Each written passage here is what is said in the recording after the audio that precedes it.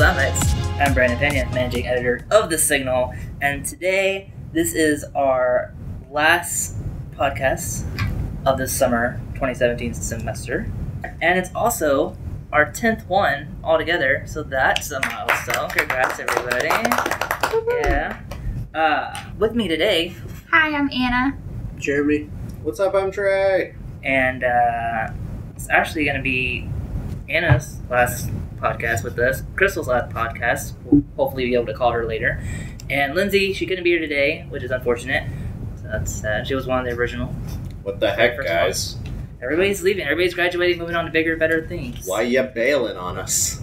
Yeah, why are you bailing on us, Anna? Well, needed a big girl job with, big girl pay and moving on. Moving on. But it's bittersweet. Is it, though? Mm-hmm. I mean, you can always come back and visit. Have a guest speaker. Tell us what life is like with a real job. Tell us what life is like in the real world. There you go. Yes. What is it like outside the newsroom? What's life outside of here? I don't know. I haven't seen it in a while. But let's go ahead and jump right into changes in general, such as the 4-year initiative that kind of started a whole thing of changes here at UHCL. The 4-year initiative that kind of kicked off a few years back, but it started fall 2014 with the first freshman class joining our esteemed university. So since then, do you guys think that there has been an increase in the number of students? I have the answer. That's one. Just off the top of your head, do you think there has been? Okay, so I transferred in here before it became a 4-year university because I never got my associates. I just ran straight into the bachelor program. And when I arrived here, I was taking classes with a bunch of 30-year-olds who were working on graduate degrees. And it was really quiet and you couldn't even tell that there were clubs or organizations, to be honest. So yeah, I'd say there was a noticeable increase in population because every semester felt like a summer semester as far as the population went. That's a good way to put that. Yeah, because it was sparse. There are people, but they didn't. Yeah, it seems like there's a lot of people now ever since it became a 4-year university. Well, if I told you that the student body before in the fall 2013 semester, before we had the stuff sophomores and freshmen join, it was 8,164 in the student body. What do you think that number is today? If you had to kind of ballpark it. I don't know. What was it? 8,000? 8,164. Okay, so in fall 2013. Just a hair under 8,200. I would say 8,600. I'd say closer to 10,000. Jeremy, what's your number? I would say probably a slight increase, around 9,000 maybe. 9,000. All right. Not bad. Actually, Trey was kind of closer. This last fall semester had 8,669 students, which is impressive. Which it's gone up since, That's about a fall 2013 semester. But do you think that it's interesting that it's a slow kind of progression, or you kind of think that it would? Because I would think that you offer freshman and sophomore classes, you get maybe close to 10,000, like what Anna was saying. That surprises me, just because in my classes I've had at UHCL, I started here in 2016, so we were already a 4-year campus, but really the non-traditional students that I would expect at UHCL that were probably here before were very much a minority in all of my classes. So that's very surprising to me. So it makes me wonder if, since the transition, they have had an increase in a younger population and a decrease in the more traditional UHCL student they previously had, or if maybe just my degree plan was very much focused in a different generation. I don't know. I mean, maybe there's also the chance that there's some class segregation occurring. Maybe not on purpose, but because when they expanded, they added a lot of these new lower level courses, and they made multiples and duplicates of them, and just had more sessions of, say, speech classes or English classes. And as you have those non-traditional students moving up the line, I don't know. I mean, like, because I was definitely in the minority of students who got a bachelor's here and then moved on to do graduate work. Because the number of students that were in the history program with me as an undergrad versus the number that I saw continuing as graduates was like, we all ended up in the same room, and now I just take classes with the same people over and over again. So, Do you like that? I mean, do you like those people? Or do you wish it was, more populated with new students? I really wish the audience could see the face that Trey's making right now. he's like really thinking He's hard definitely about very this. pondering. He's like, how should I word this? That's good, because I do have to wonder how I should word this. I like diversity in classes because UHCL is one of the rare examples where a professor can actually learn your name and remember it at the beginning of class, and by the end of the semester, like, you have some rapport with them. They know who you are, and they'll recognize you on campus, and they'll be like, hey, you were in my class 3 semesters back, and man, I almost flunked you, like, oh my god, stop falling asleep, or something like that. And so when you have that niche, nice little community where everybody gets to know each other, I hate stagnation, and I hate just kind of rehashing the same ideas over and over again. And if you're in the same class with the same people for multiple semesters in a row, like, I've gone to small schools, and man, you get to know people pretty quick. And it's hard to get new ideas out of people that you've just had the same conversation with in an academic setting. So I kind of liked meeting new people. Like, that was cool. I enjoyed that. So yeah, I miss it. But now I have classes with like 4 people, and we'll just let out early and get donuts for an assignment. So that's neat. I won't say which class did that, but it was pretty awesome. And you know who you are. Going deeper into that, how about you guys? Do you feel that you prefer the smaller classes as opposed to the bigger classes? Or do you hope that, more students, new people, just like what Trey was saying, would join your classes, that you get more of a diverse group of opinions, I guess, around you? Maybe the same people? I mean, for me personally, I've always grown up in an environment where the faculty to student ratio was low. So in high school, I was in a class of about 30 people. My previous university I was at for 2 years, it was smaller than Clear Lake is, but it had a good ratio, or I did have a class where I had at least 50 students in that classroom with me. But I personally really enjoy the environment where I get to know my teacher. And Clear Lake was kind of a happy accident of I just needed to be in Houston, and this is where I ended up. But I honestly can't imagine being at a university where my professor has no idea who I am. So I really have loved getting to know my professors and just having them be able to write recommendation letters and just shape my thinking. So I've really loved having that experience at Clear Lake. Yeah, I got here in 2015, and like I've met a lot of people that have been in communications majors with me. So we have a lot of the same classes together. So I've really appreciated like getting to know people and kind of form like a relationship with them, friendships with them. And I think it's helpful whenever you're trying to like do hard things in classes and you have people you can rely on to help you out. So I really appreciated that here. Were you a communication major? Mm-hmm. Surprising. Like, we're all communication major. I've never had a class with either one of you, Yeah. which is interesting. So it's a fun History. fact. It's a fun fact. How many classes have we had together? At least had one. like at least 2. I think we had comm ethics and then that PR class. Okay, yeah. Yeah. I had a class with Liz as an undergrad, but Yeah, I haven't had a class with anybody. It's really funny to me in the comm department because I feel like there was definitely a group that I went with, I guess, and we had multiple classes together. And so there was like this group of people that I always saw. And then in each of my classes, there was always like random comm majors that I had never seen before in my life. So it was always kind of a mixed bag. I mean, I've heard that like there's a couple of approaches to communications just as a degree, there's a lot of ways that you can go with it. So depending on which direction you might be going with it, those are the people that you end up with anyway. So, there might be some people who are more focused on like digital media, and then those people kind of huddle together and find warmth.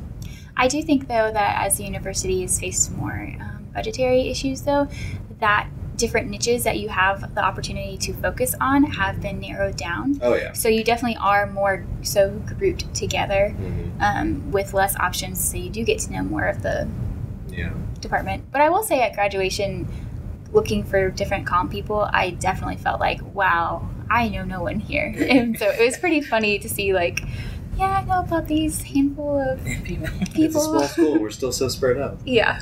Yeah, because I remember, like, when I was taking my classes, I would be grouped in with a bunch of the same people. And so when graduation did happen, I was sitting in a row full of people. I have no idea. I've never seen your faces before. Right. I have no idea who you are, which is weird because I would assume that, I would know a good chunk of these people. I didn't know nobody. Yeah. You know what one of the nicknames for Houston is? It's the biggest little city, like the biggest little town. Because it has that small town mentality of like everybody knows everybody and it's like super local, but then it's one of the largest like spread out cities in the country, and you could legitimately see parts of Houston today that you had never seen in your entire life, and you could live there your entire life. But it still has that small town feel, and I think UHCL weirdly has that magic like bigger on the inside ability where you look from the outside and you're like, oh, there's a population of like 200 students here. And then you look at the charts and you're like, oh, there's almost 10,000 students here. And then you attend a class and you're like, no, there's like 200 people here. And then you graduate and you're like, I know no one here. Clearly I just know nothing, and reality is bent to the will of someone while I'm here. Neat. That's cool. Fun experience. And now we have dorms. Now we're supposed to get dorms a year from now. Yeah. So that's the plan. God, what if we don't? What if it just falls apart and we have a lot of closets? Or like misshapen classrooms? I don't know what you do with dorms after they're built. Amy Snyder would be so sad. Right? Probably office space. Office space? Ah, new offices! New offices, everybody's, Can you imagine having your office in yet another building? Separate from all your classes? Wow! That would be Ooh, man. Professors would love that. But that does go back to the whole expansion that UHCL is going through, getting new buildings, which includes a recreation and wellness center, a new STEM and classroom building, and Pearland will be getting a health sciences and classroom building. So these are 4 big builds that are maybe hopefully finished by fall 2018. Yes, Trey. He's raising his hand. So what, a wellness and health center? A recreation and wellness center. Okay, recreation and wellness center. Which will have like basketball courts and workout machines, a swimming pool. Okay, so track, okay. It's something that every other 4-year institution has. So even though we're not a sporty institution, we get to get it. So be excited. So are we going to get a stadium too? Like, what do we... Well, what sports do we have? I mean, we don't have a sport yet. Yeah, but like... Okay, so it's just for students It's basically... Because don't we already have a gym and like a little rec center with it's freaking small. We do, but we're basically expanding that into a larger building with more stuff. When I talked to Jacob Crawford, the campus recreation coordinator, I don't remember his exact title. He's in charge of all of it. Right. I believe he left. And now he was in charge of it all.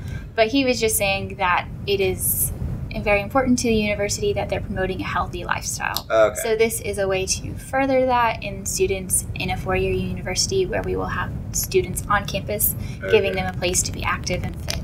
Okay. Which on that lodge, I do think it makes sense because if we didn't have the dorms with the new recreation wellness center, then there would be no purpose for it. It would just kind of just be there, and you would probably get the same handful of students. It just goes back to what you were saying of us being in transition and trying to become a traditional university.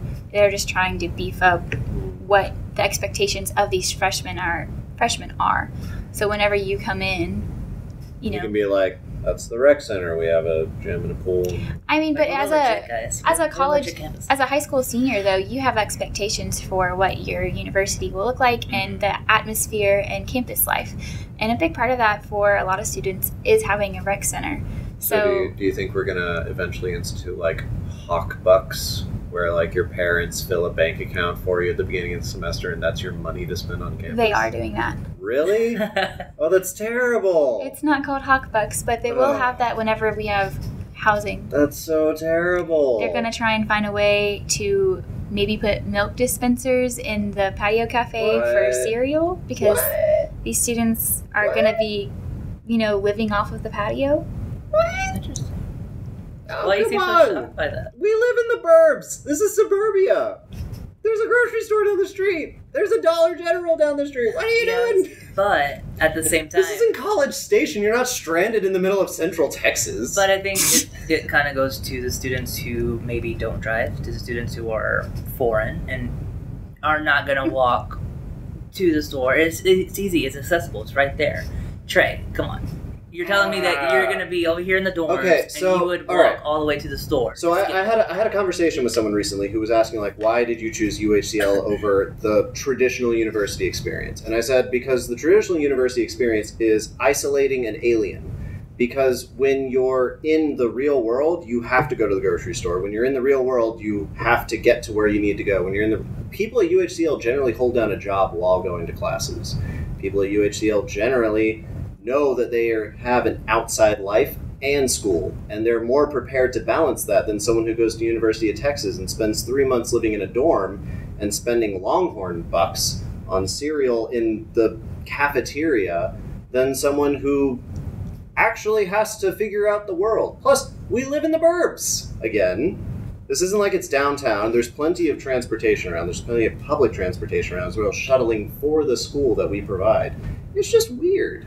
Like, we've never been a traditional university. We were founded by hippies. But we're moving towards a traditional. That's not. And that's the thing, is that, yes, that's like your moving points are valid, backwards. but at the same time, we're aiming for the younger generation of students who are not necessarily at that point that you are at your age. Here's a question. At my age. If we're aiming for the younger generation of students, where are all the recycling bins? There are recycling bins, like, everywhere. In the Bayou building? Everywhere. Yeah, they've started adding them. Oh, they've started adding them. Yes. Well, good. I think they heard our podcast. There's certain amenities that the school is lacking that we're trying... Like, what's our internet speed here? That's a great question. I don't know. Like, why is there an outlet up? Like, there's just so many little things that we could have done before throwing a bunch of money into dorms and a wellness center, I feel like. Yeah. I do agree with that. I do think it's interesting, though, that I feel like a huge mindset of UHCL is that we're untraditional. And that's like, I feel like that's a core value of UHCL that they're trying to kind of alter, which isn't bad, but it's just we used to have we still have so many students that school isn't their number one priority. So it's just kind of interesting that we're really trying to alter that so that school is your priority. It's so weird. But I just wonder if that will push out students who have the mindset that we're used to and where they'll go next. I mean, the traditional university experience is high school for adults. And the whole thing that attracted me to UHCL was that it's not high school. These professors will learn your names and they'll help you get a job, as opposed to cliques and flags and banners and all that BS that comes along with it. I mean, it's not progressive if you're just becoming like how everyone else has been for the last 50 years. That's not progress. That's not progressive. That's traditionalist and conservative. That's... Why did you choose to go to UHCL, Jeremy? Because it's like 10 minutes from my house. Yeah. I think the location is just like, the local location is just good. That's what everybody appreciates about it. It's easy to get to. It's not in a city like by itself, like College Station. Yeah. Or whatever. It's in suburbia. Yeah. We're 30 minutes from downtown Houston. We're 30 minutes from Galveston. And we're in the middle of a nature reserve. But we're going to throw a bunch of party-hungry dorm kids in there? Okay, today when I was driving in, I actually saw a family of deer. And I haven't seen deer in a while here. And it was like a whole whole family, and it was What do really you cute. think adding a bunch of dorms and college students in traditional university life is going to do to the nature reserve that we are currently surrounded by? Have we done an environmental impact study on this? I'm sure someone has. I'm sure. I mean, it's good to be critical of any changes occurring, whether they're positive or negative, because that is what happens in the real world. You have to have a critical eye and a critical mind for everything that gets thrown at you. I'm just saying. And this seems, I mean, yeah, it's exciting that new things are happening, and change is exciting because we're young and things change, and that's good. But this feels more backwards than forwards in some points, in some places, because yeah, we're building a new building, but we still need to fix the buildings that we have first. The mural in the student center, a recently constructed building, leaks every time it rains. The big window mural, water just flows in. I'm just trying to think of what mural you're talking about. In the student center, like when you're walking up and you see like the stained glass, like the glass. Yeah, that leaks when it rains. The ceiling in the Bayou building leaks when it rains. It always looks like it's got water on it to me, but I just thought that was a decorative The elevators choice. get stuck all the time. Yeah, but you know, let's go ahead and build like 2 new buildings and not build a new parking lot. Oh, don't get me started on that. Like, well, we should have gotten started on that. That's something that should have been brought up at some point, right? Like, yeah, let's add what and expect how many people do the dorms fit? 300. So let's add a projected 300 more people, but not have a place in case any of them smoke. And the thing I think Well, we're is not a interesting smoking is campus that anymore. No, we're not. And that was the decision of 10 students. before the and a bunch dorms of can be faculty. filled, they have to fill up the university green or whatever those apartments are called. Like that has University to Forest Apartments. that one, yeah. They have to So it's fill up overflow? first before you can assign anybody a dorm. And from what I understand, they're not even at full capacity from this last semester. And if we're slowly trickling in students from where we were to where we are now, 8,600 or so, whatever, Right. then can we really expect 300 students to fill those dorms? And Yeah. does that make sense right now? You know? I don't know. After talking, so this week I got the opportunity to talk to Amy Snyder, who's the new director of resident life and student housing. And UHCL did their research and they hired an expert. Like, she is going to build this program and it's going to be awesome. And I have a lot of faith that she will be able to pull students in and make it lucrative, I guess, in a way to want that life. So, I mean, even though there are doubts because, you know, the apartments isn't full, but she also was kind of talking about how it's just a different student that wants to live on campus and who wants to live off campus. So I think they might just have to give some sort of break with that, because not everyone that lives off campus in apartments is going to want to just jump into the dorms. Yeah. And they're not appealing really to the students that are on campus right now because most of them can't live there. They're really appealing to the high school seniors that are looking to UHCL as a university. I have to wonder if they're even going to add another parking lot. Like, Parking garage. Please make a parking garage. right? One would hope. One would So we think. don't have to walk in the rain.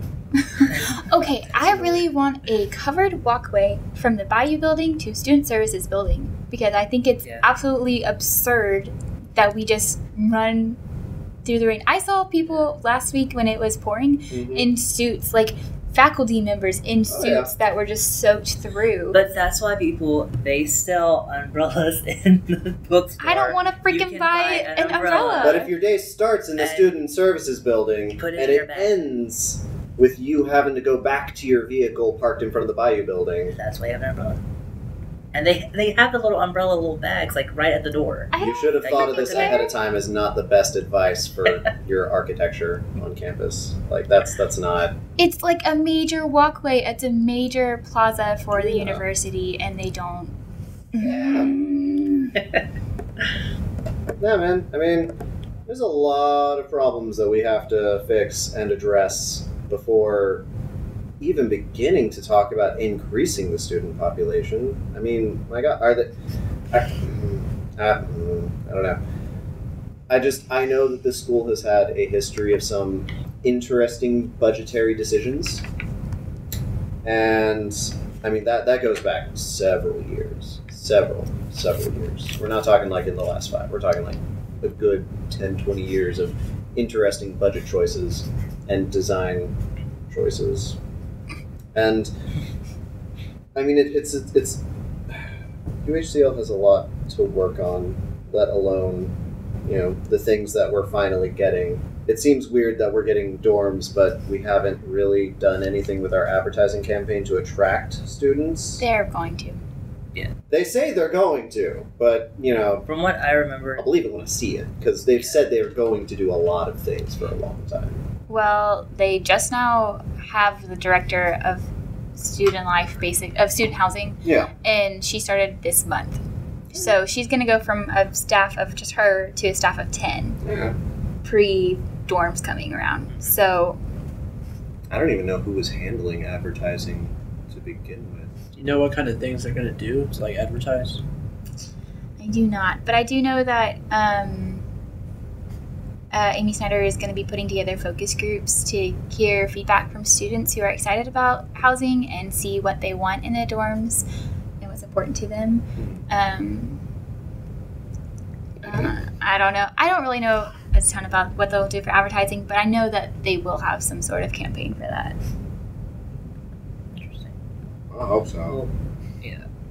Well, it's a lot of changes, and obviously the biggest one is we have a new president here at the University of Houston. But I had to make that correction last time because I was like, "We have a new president." You're like, "No, Trump's still in office." We have a new president of the university, Dr. Ira Blake, and yeah, she just started August 1st, and we'll see what kind of changes she makes, and hopefully for the better. So I noticed in the email she sent out to all the students that she said she was going to work on affordability of tuition, and I gotta wonder what impact she can have on the cost of tuition at UHCL. Like, is she gonna talk to the state? Is she what's the? You talked to her, right, Jeremy? Yeah. Okay. Did that come up? Not like how she's going to do it, but yeah, she definitely emphasized affordability to everyone. Okay. I mean, I like that word. I like it with a plan.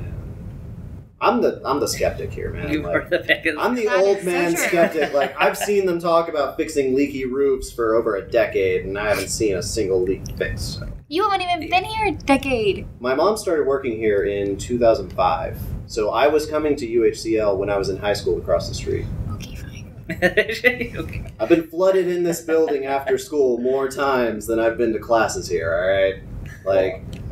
Even though Trey's a skeptic, I choose to believe that she just started, so I'm willing to give her the benefit of the doubt that she could actually make some changes. The fact that it came up, I'm happy about. And we'll see what happens. I'm excited to see what she does. Yeah, I mean, let's see how this semester goes. See if there's anything that, changes. Yeah. I think a semester's good. We can come back in the spring semester and talk about it some more. And I know that a lot of these skepticisms and things are coming from not just old staff but new staff as well that I've spoken to. There's a lot of people who are like, okay, so I got hired on for this thing and wondering when it's actually going to kick in. And now things I think in this semester are actually kicking in because a lot of these questions were coming up, last fall, last spring, things like that. When there was a lot more talk and a lot more, there were still some mistakes being made on administrative levels. So I'm excited to see what happens the next year, but if nothing's happening, I'm very disappointed. I'm very curious to see what Dr. Blake is going to do with the Pearland campus. Ooh. Yes. Speaking of that, Alvin Community College and UHCL Pearland are teaming up to kind of offer space, correct? Yeah. Trey, you wrote the article on this. Why don't you give us some information? So, from what I can tell, there was a Dr. Staples and the president of Alvin Community College, Dr. Albrecht, I believe was her name. They've done co-ops in the past. They've worked together in the past. Oh, thank you. Oh, it's a copy of my article. It's a copy. Oh my goodness. And there's some highlighted parts. Oh, it's so well written. You're welcome. It's alright. So they're offering a lot of basics courses. They're going to be taught by Alvin faculty inside UHCL rooms for the fall 2017 semester, yes. I had to do mental math because it's like August, so I feel like it's the fall, but we haven't started the fall yet, and I keep thinking it's anyway. like borderline there. Starts in a couple of weeks, y'all. Get ready for it. I'm excited. So what was their reasoning behind the whole collaboration? Just more classes available or what? So it seems like face value, I'll tell you the impression that I got.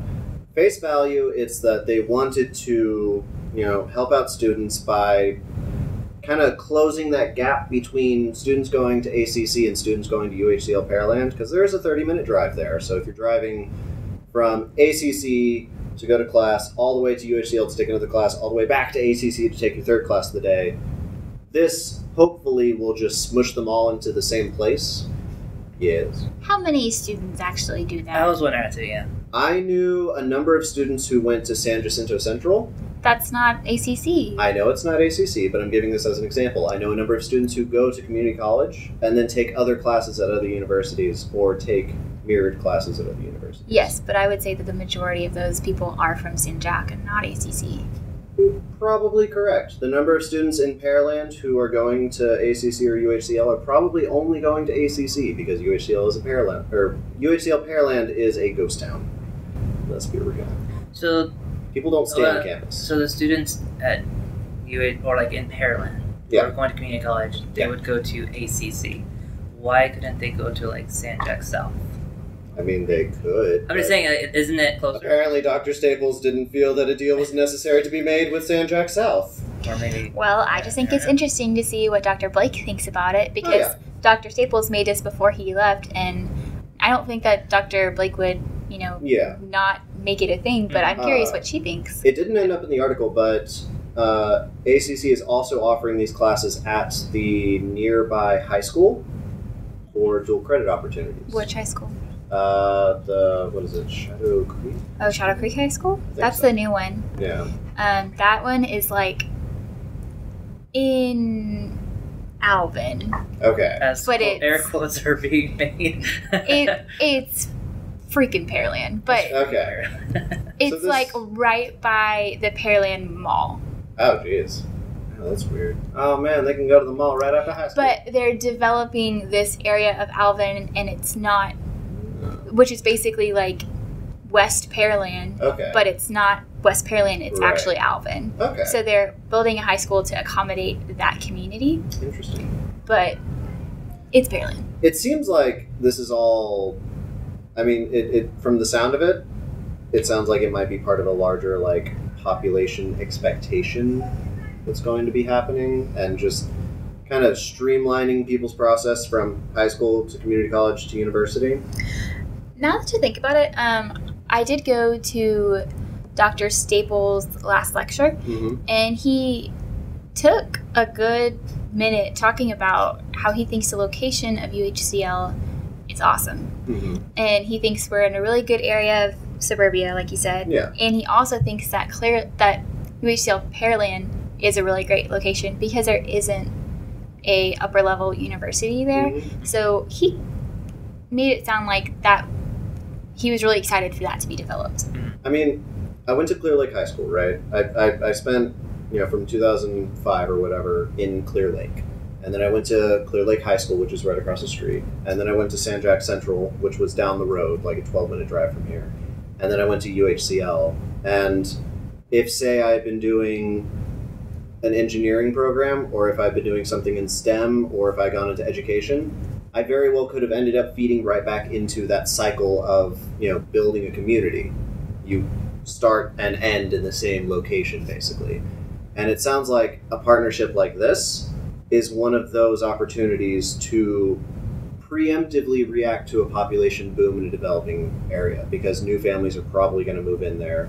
They're going to have kids who go to the high school kids are going to go to community college is going to go to university, and from university, maybe they'll feed back into the community and grow.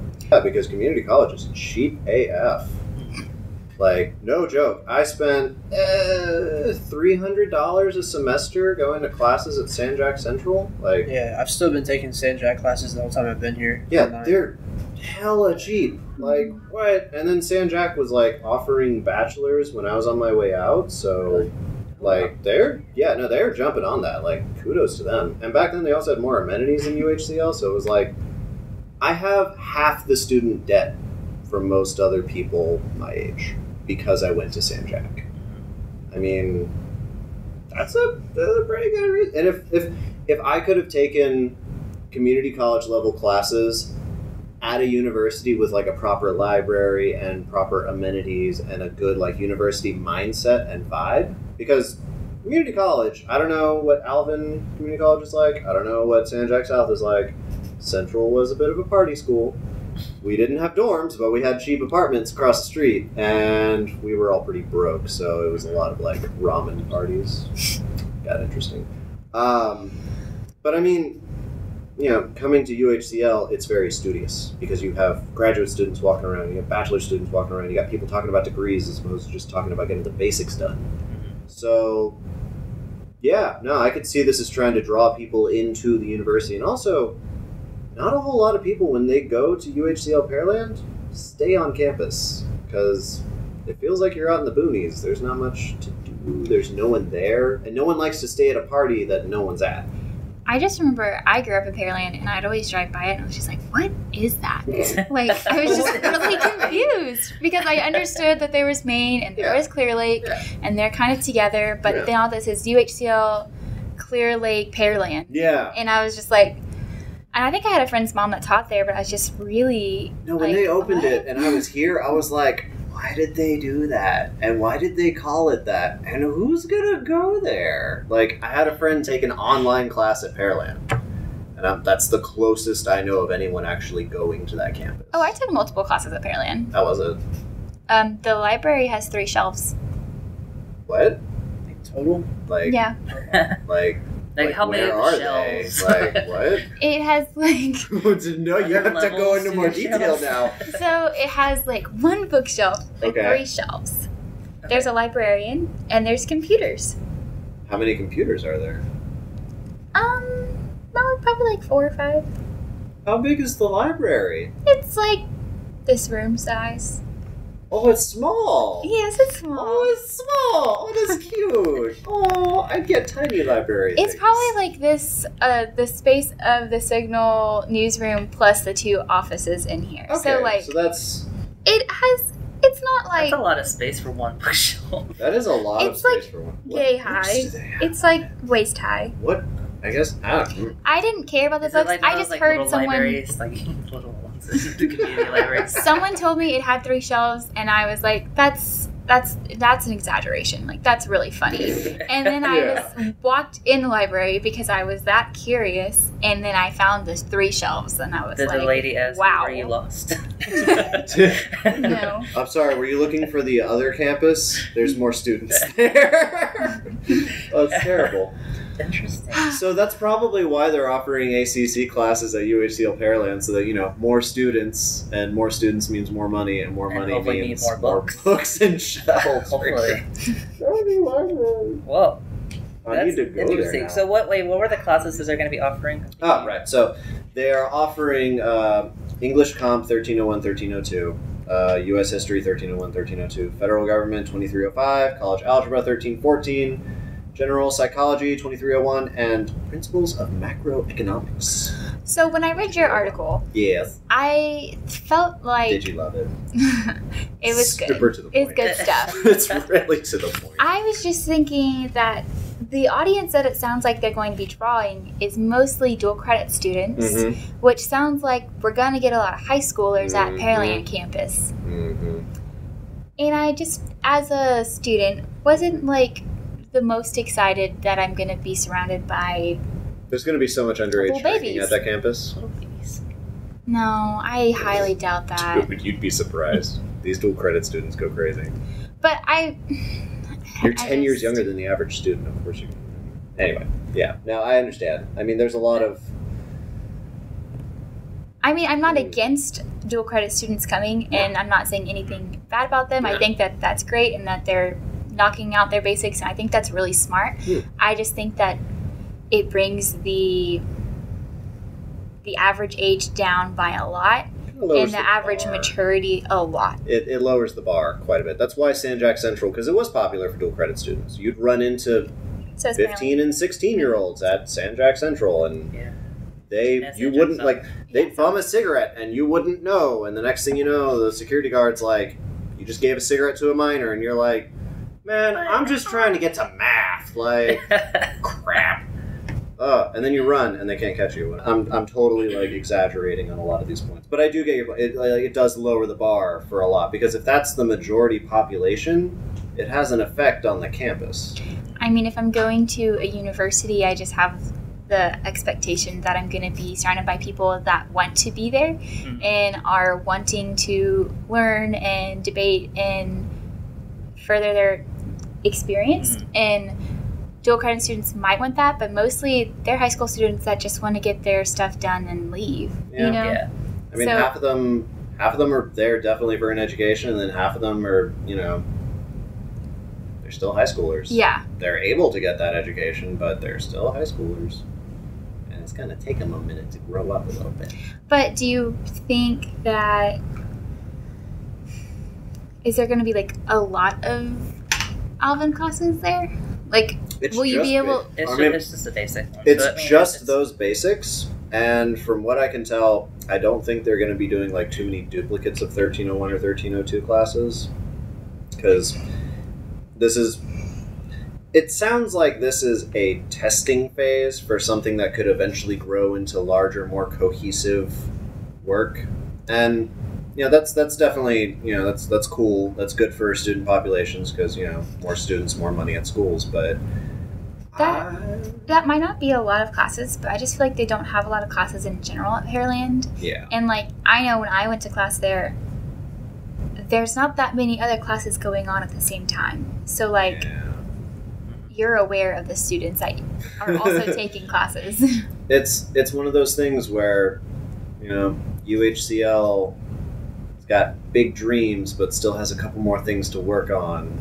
Well, what do you think the future would look like with that? Do you think it would be an ACC, UHCL baby campus? Like, the merger of them? Or could you see a future for How that? big is UHCL Pearland? Like, how big of a campus comparably to, like, say, Texas State or here, or even one of the San Jac campuses? Like, how many buildings? It's one giant building. It's got, like... I know they plan to build another, right? Yeah, they plan to build another building, but it's one building, and it's kind of got a circular shape of classrooms on the outside and classrooms on the inside and partitions, so you can divide that up to make it bigger or smaller. There's a whole section of offices, another section of offices, a student lounge, and then there's just kind of like this area where you could have meeting rooms, kind of like in the library for study sessions or something. And there's the library. But other than that, it's pretty small. Okay. In that case, then I would see it as a distanced campus. In that case, it does feel like an extension of UHCL that happens to have a building in Pearland. And if that is the case, then yes, I would see... It's kind of like running the academic gauntlet, because you just sprint from high school to university as quickly as possible, and then they ship you off to a more capable school.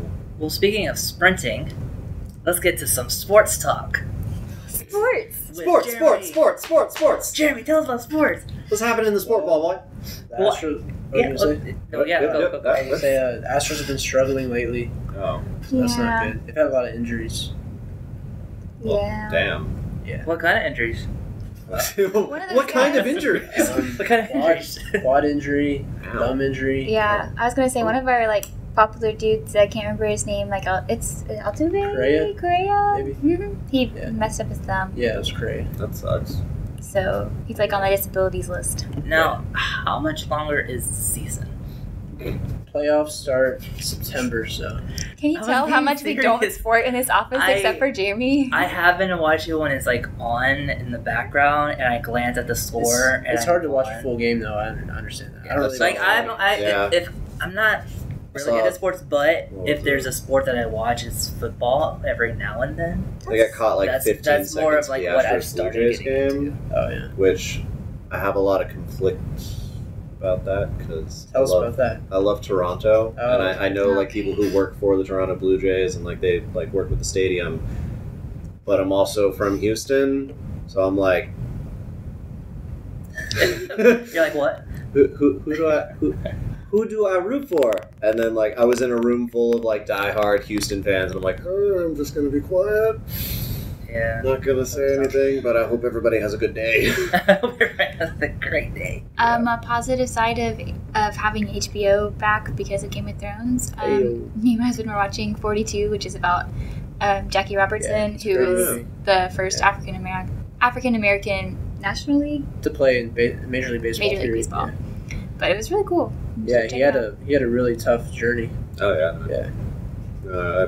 When baseball was really popular and Mark McGwire wasn't called a roid head back in the early 90s. Those were the best days, though. so good. Yeah. Oh my god. Everybody was hitting Baseball home was on top. Like it was America's sport, man. Yeah. Like America's favorite pastime. oh my god, it really was back then. I mean, the 90s were great for baseball, but yeah, no, like And they went on strike. yeah. Then after that, the fans kind of quieted down. Yeah. And then there was kind of the ongoing Baseball joke players of like on the Astros strike. being a joke and ha ha ha ha. Oh, no. Ah. But yeah, no, like then Astro World closed, and that was when the fervor really died. I have a sports question because I've been reading our sports articles, so I feel like I have a little bit of an edge. A little edge. So I know the Astros did the tanking method, so they made their team kind of suck Yeah. and lose like all of their fans and following so that they were able to have first picks. Yeah. And now they have a really young, awesome team. So I've heard that a lot of other teams are also doing that. Yeah. Is that something that's like done in the league now? Yeah, it's been done for a while in like all sports. Well, not really football, but basketball and baseball especially. Because if you lose, the more games you lose, the higher draft pick you get. That's just how it works out. They're trying to even out the league. So a lot of teams have been doing that. Interesting.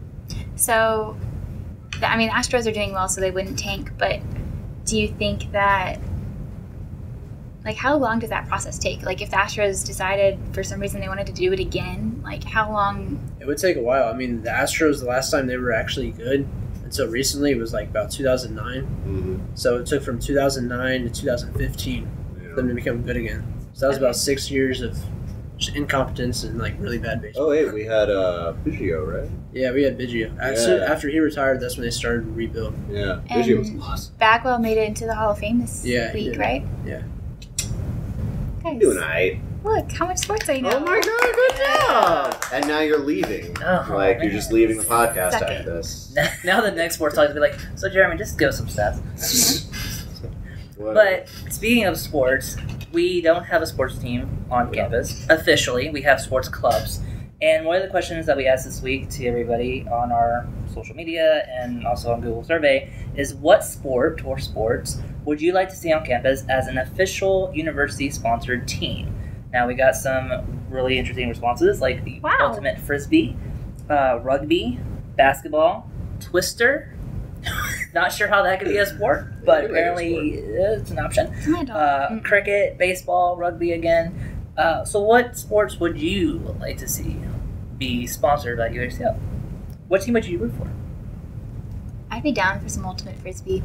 I feel like that's a good first sport for the university to claim because we have fields. We do have enough room for it. We have It's a fields so very we can important play. aspect. You literally have to buy like jerseys and frisbees. That's not hard. UHCL, you can do that. Yeah.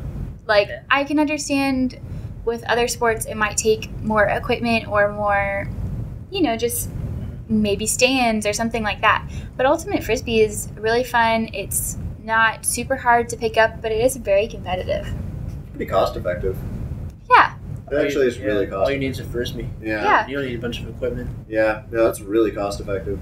I mean, I'd like to say esports, but I mean, that's really not cost effective. No offense, but I really would like physical sport? activity. Oh, I know. To I mean, support- Oh no, there could be a whole debate about so I mean, the only reason esports would be good is because it does generate a lot of money for schools. I mean, that's great. I just mean, like, I would rather be like, man, I'm supporting the... Oh, yeah. Because it is one of those things where you feel like anyone could do it, and you're like, I can sit down at a computer and get good.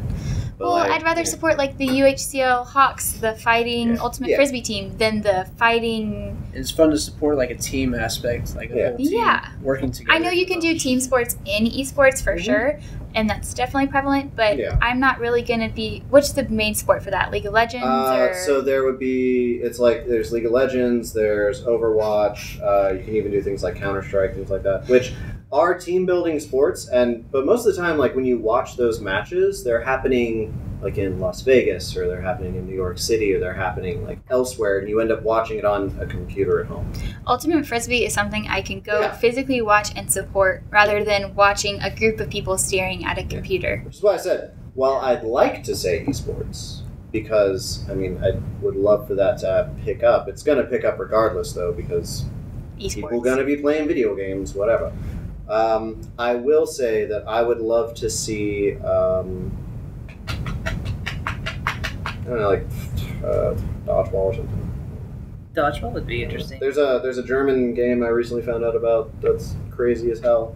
It takes place in like a big like wooden octagon or hexagon, and it's like dodgeball except you can only hit the ball with your wrist. Gaga ball? What is it? Gaga ball? Is it? Is that it? Is that what it's called? And you have to hit from the knee down, and that's how you get people in. Yeah, let's do that. Gaga ball. Gaga ball is so fun. Yeah. Apparently, it gets really brutal overseas in Europe. It's like dodgeball. So it's like dodgeball. Yeah. Like, you hit the ball with this part only, like right at like volleyball. Tell the audience what part you're talking about. Forearm. It's your forearm. It's your forearm. So you hit it with your forearm, and you try to hit your opponent like from the knee down, and if you hit them in that space, like in the shin, then they're out, and if you hit them anywhere else, you're out.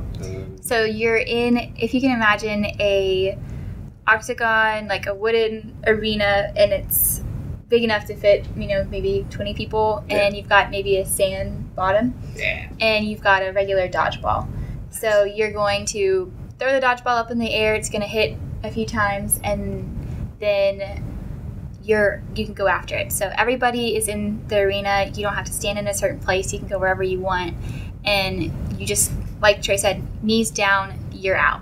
So if it hits you, you're out. So basically you're maybe squatting and have your arms in front of you trying to, like, keep it from hitting you, or you're slamming it. You have to go underhand, but, like, it just seems like it would be like the really most fun. Awkward thing to watch. Yeah. No, it's really intense. It's really fun. No, dude, like, if you can imagine some people who are really physically fit playing this and doing some pretty crazy, like doing a freaking handstand to dodge out of the way and then, like, smacking it with their free hand and, like, I don't know, man. Man, I bet you could do some really cool parkour. I was a youth ministry intern, so I did that for, like, a bunch of summers at camp. Ooh, and, like, children were really excited about it. Let's make parkour our school sport.